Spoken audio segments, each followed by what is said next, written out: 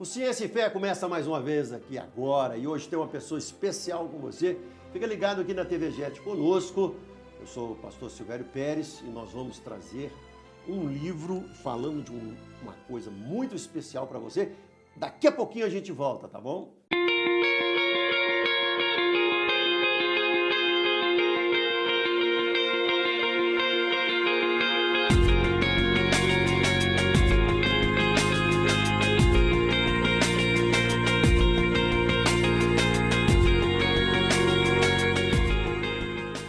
Nós estamos aqui com o André Coelho de Oliveira. Ele é pastor, ele é engenheiro, pós-graduado em gerência de informática, cursou também especialização em teologia na FAT-BH, tá bom? Ele também é ganhador de um prêmio, que vai estar falando agora, de um dos livros dele, do segundo livro, e é uma pessoa muito especial, muito entendida, tanto da área teológica quanto da área científica. Fizemos amizade ontem e vai ser um grande amigo aqui do Ciência e Fé, tá bom? Então, nós vamos entrevistar o nosso pastor e também cientista aqui, escritor, André Coelho. Tudo bem, André? Tudo bem. Pastor também, né? Sim. Da comunidade evangélica. Comunidade Cristã Zona Sul. Comunidade Cristã Zona Sul. Fica na Zona Sul mesmo, né? Vocês mudaram de endereço Sim, era no ano passado? Era na Avenida do Contorno, 7492. E desde o início de 2007, esse ano, nós estamos lá ao lado da Fundação Torino, no Belvedere. Ah, que legal. Comunidade Zona Sul, uma igreja querida, eu conheço há muitos anos, mas não conhecia o André. André, você teve seus 2 primeiros livros, né? Sim. Mostra pra gente aí. O primeiro livro é esse aqui, Estágios de Tentações na Vida Cristã. Vou repetir. Estágios de Tentações na Vida Cristã, que é um tema muito pouco abordado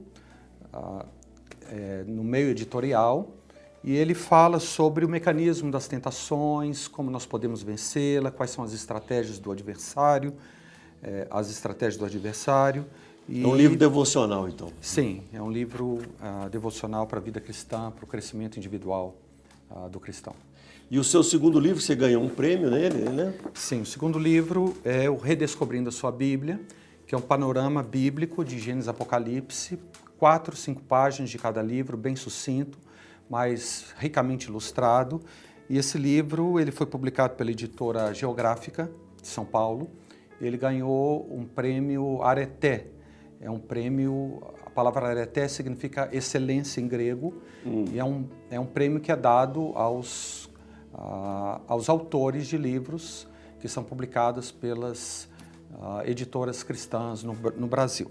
Ele não serve só para alunos de teologia, não. Ele serve para todos, né? Sim, sim. Aqui tem uma introdução, fala de todos os livros, dos 66 livros, sim, de todos e mais eles. Período interbíblico, uma visão geral do Antigo, do Novo. Que legal, olha só.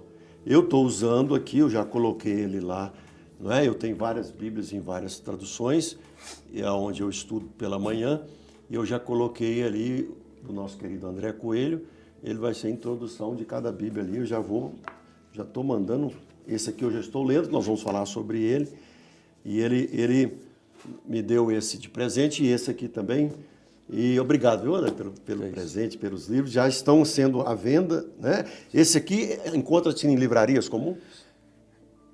Não, no meu site encontra todos esses livros, mas esse em especial, publicado pela editora Geográfica, encontra no site da Geográfica. Já está na 3ª edição, hein? Sim. Que legal. E esse aqui, é lançado pela editora, esse que nós vamos falar hoje, da entrevista. É uma publicação independente minha. Independente sua, É onde né? estou procurando editora para publicá-lo. O Evangelho, então nós vamos... Guarda esse aí para nós, André. O Evangelho revelado nas estrelas. Eu conversei com o André ontem, nossos telespectadores da TV Jet, eu achei muito interessante, o André, que eu ia começar a estudar isso. Eu falei assim, olha, esses símbolos do zodíaco, essas coisas que os caldeus, os sumérios, né, o pessoal da Babilônia, Gregos, ficava visualizando, que virou um misticismo, uma adoração, né, a deuses e prognósticos. Na verdade, toda a natureza de Deus, ela fala da palavra de Deus. E você, eu achei interessante, ontem passando olhando o seu livro, você fala que em cada símbolo desse universo, né, cada símbolo do que é chamado aí constelações, na verdade eles falam da história de Deus, né, da história da redenção do Cristo. Vamos falar sobre isso? É esse livro aqui, gente, olha que coisa interessante. Não é? Então você vê, às vezes, o pensamento, ele se torna um pensamento paradoxal com a palavra de Deus, mas lá na sua base você viu que a pessoa foi buscar na natureza, mas ali tinha uma mensagem de Deus. Como se você teve essa ideia, como se você teve essa, né, o Espírito Santo te levou para isso, essa percepção de que havia algo de Deus atrás de tudo isso? Eu converti aos 18 anos de idade e eu estava cursando engenharia elétrica e eu me converti e eu desde então sempre fui interessado pelos assuntos que unem ciência e fé. E bem no início da minha vida cristã eu fiquei sabendo desse tema, o Evangelho nas Estrelas, que é um tema já conhecido nos Estados Unidos.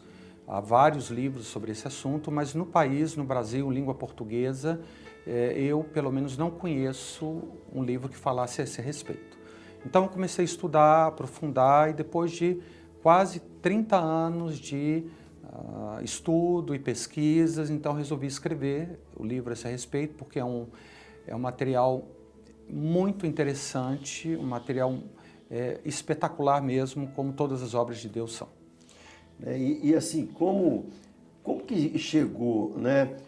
Começou como astronomia, e como se chegou então à astrologia? Por que eles... Vou fazer perguntas básicas que o público em geral te fariam, né? Porque esse programa ele não tem intenção de atingir só o teólogo, o estudante mais profundo da Bíblia, e nem o cientista cristão. Ele também tem a proposta de atender todos os telespectadores. Então a gente vê, hoje tem lá um programa de astrologia no rádio e tal. Essa turma, como que eles começaram para chegar a esses prognósticos? Primeiro nós precisamos explicar a questão da astronomia, porque o livro fala sobre a Bíblia e a astronomia. Nós vamos, é claro, contemplar essa questão da astrologia, condenando ela. Há um capítulo, um livro só a respeito disso. Sobre esse assunto.